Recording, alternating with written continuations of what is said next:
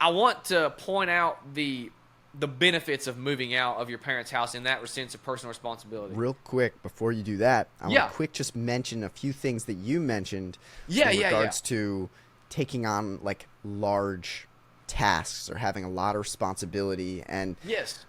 there's a one of my favorite books is Jordan Peterson's 12 Rules for Life. It's pretty famous, you probably have heard of it. But one of the phrases he mentions is responsibility equals meaning. The more responsibility you have, the more meaningful your life's going to be. It really ties in with like, yep, if you want to be really responsible, have some kids and have a wife. Boom, now you're responsible for other people.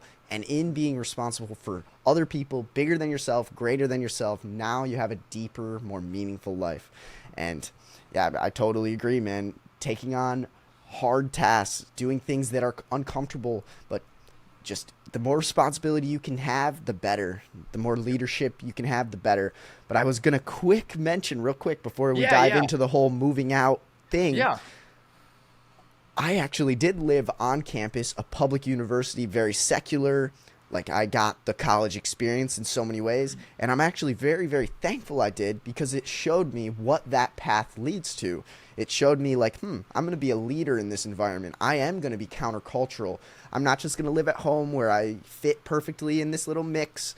Nope, I'm going out into the world and I'm going to stand up to everyone at Western. Now everyone knows Harley, the countercultural dude. And it's like, great. Now I can inspire a ton of people in doing so. So, like, either way, I'm pretty glad that I got the college experience. I think it can be useful for some, but like you're saying, I also think it can drag some people down. And Yeah. No, being a light on campuses is not a bad thing in that sense. And I definitely think that I did that to a certain degree too. I would lean on avoiding things like, when I say college experience, I specifically mean things like hookup culture, oh yeah, parties, hanging out with people who smoke a lot or do drugs, alcohol, stuff like that. I would avoid those things. Now, I'm not saying that every aspect of the college experience is bad. Like, I went to a football game. There's nothing wrong with going to a football game or a sports event or something like that, or if you want to join a club. However, I would put more weight on doing things like working, starting a business. I was running my landscaping business throughout all of college, and that's oh one reason sure, why I never did the college experience. But that to me is what in the long term is going to make you a more mature individual and give you a better sense of the real world rather than indulging in having fun and the whole mindset around the college experience to me, from what I saw, was just let's delay adulthood for as long as possible and just do fun things. oh Like, I sure, want to put off graduation as long as I can. That's what I reject about it. So as a general rule, I would say to young people, you can still be a light when you're in classes and stuff, but that doesn't also mean you have to go out into the lion's den with this shirt on and preach preach being countercultural. I sure, think that you have to have some boundaries, be for sure. disciplined in some areas. Yes.